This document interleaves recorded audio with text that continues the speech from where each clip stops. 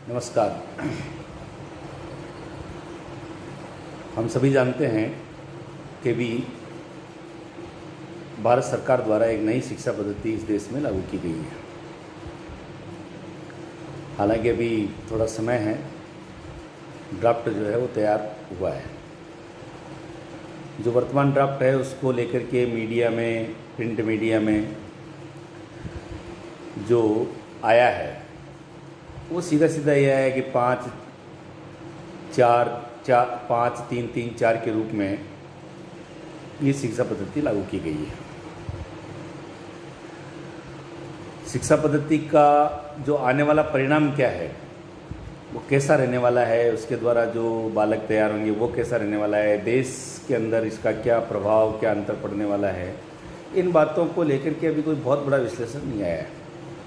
कुछ एक पाठकों ने अपने अपने हिसाब से लिखा है और पाठक पीठ में भी लिखा है, कई लोग जो कॉलम लिखते हैं उन्होंने भी लिखा है, और बहुत बड़ा सार उन्होंने अभी तक इसके ऊपर नहीं लिखा है। हमें लगता है कि इस वर्तमान शिक्षा पद्धति जो भारत सरकार ने लागू की है, इसके ऊपर पर्याप्त विश्लेषण होना चाहिए। हम अगर इसको छोटे शब्दों में कहें तो ये वास्तव में एक क्रांतिकारी पहल है। हम सब जानते हैं कि भारतीय संस्कृति, संस्कार, उनकी नितांत आवश्यकता वर्षों से इस देश को थी, और हम उस मूल जो हमारा आधार है उससे बहुत दूर जा रहे थे।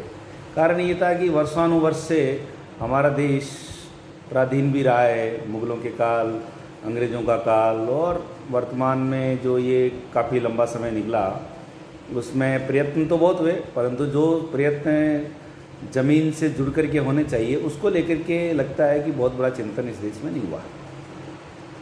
वर्तमान सरकार ने इसको लेकर के पिछले कई वर्षों से इसकी योजना को अंजाम देना शुरू किया था। उसको लेकर के अलग अलग प्रकार से मीडिया में बातें भी आती रहती थी, और एक स्वरूप हमारे सामने वर्तमान में आ भी गया है कि ऐसी ऐसी शिक्षा पद्धति रहने वाली है। वास्तव में ये शिक्षा पद्धति क्रांतिकारी है।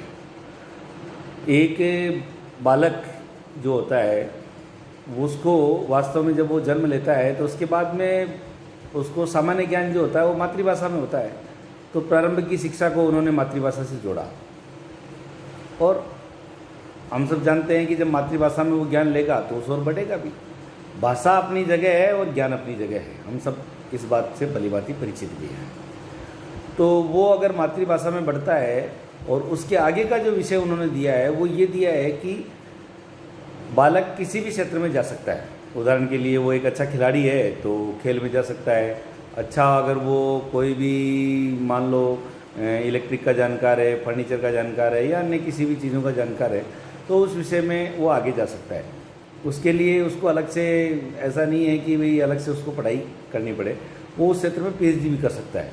जो बाकी के जो विषय होंगे एक सीमा तक, एक जैसे अपन जिसको मिडिल भाग बोलते हैं, उच्च प्राथमिक बोलते हैं, वहाँ तक वो लागू रहेंगे। बाद में नवी के बाद में वो प्रायोगिक के रूप में परिवर्तन हो जाएंगे। तो आज की जो जापान की शिक्षा पद्धति है वो यही है कि वो पहले प्रैक्टिकल करते हैं, उसके बाद में उसको थ्योरी के रूप में लाते हैं। तो वहाँ के जो बालक होता है उसका निर्माण भी उसी अनुरूप होता है, और एक बालक जो होता है वो बहुत कम समय में बहुत आगे पहुँच जाता है। इसलिए हम कहते हैं कि वहाँ के 10 वर्ष का, 12 वर्ष का बालक जो है वो वहाँ घड़ियाँ बना लेता है, अन्य जो इंजीनियरिंग की जो चीज़ें होनी चाहिए उसमें बहुत महारत हासिल कर लेता है। और हमारा बालक एक बीटेक करने के बाद में भी उस ओर नहीं जाता है, वो बस उसकी डिग्री ले लिए घूमता रहता है कि मुझे कहीं नौकरी मिल जाए। तो ये जो शिक्षा पद्धति है उसको रोजगार परक भी बनाएगी। अगर वो किसी कारण से वो किसी क्षेत्र में सेट नहीं होता है तो अपना काम प्रारंभ कर सकता है। ये उसके प्रारंभ के जीवन में ही उसके यहीं से यानी स्कूली जीवन से उसकी प्रैक्टिस हो जाएगी। तो एक बहुत अच्छी शिक्षा पद्धति देने का प्रयत्न सरकार द्वारा किया गया है। संस्कारों का भी समावेश किया गया है और हमारी संस्कृति का भी समावेश किया गया है। जो शिक्षा पद्धति वास्तव में होनी चाहिए, जो वर्षोनुवर्ष इस देश में चली आ रही है, गुरुकुल परंपरा हम सब जानते हैं, जो इस समाज जीवन का अंग थी, जिसमें वास्तव में बहुत प्रामाणिकता के साथ में इस भारतीय पद्धति को जीवित रख रखा था, उसमें उसका बहुत बड़ा ह्रास पिछले वर्षानुवर्ष हुआ है।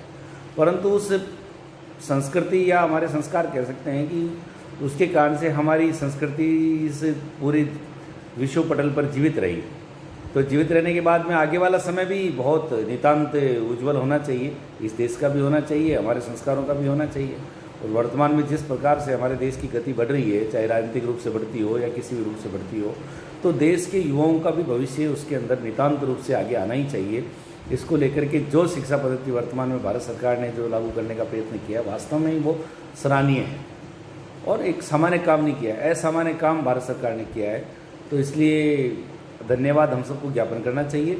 मैं आज भी इस वीडियो के माध्यम से भारत सरकार का धन्यवाद ज्ञापित करता हूँ कि उन्होंने वास्तव में एक नई शिक्षा पद्धति से इस देश को जोड़ने का प्रयत्न किया है और आगे आने वाले समय में इसकी बहुत जल्द शुरुआत होगी और हम सब भी चाहेंगे कि इसकी बहुत जल्द शुरुआत हो, कि आगे समय जो जा रहा है वो भी कम से कम जाए और बहुत जल्दी हो, तो निश्चित रूप से आने वाली हमारी पीढ़ी को लाभ मिलेगा।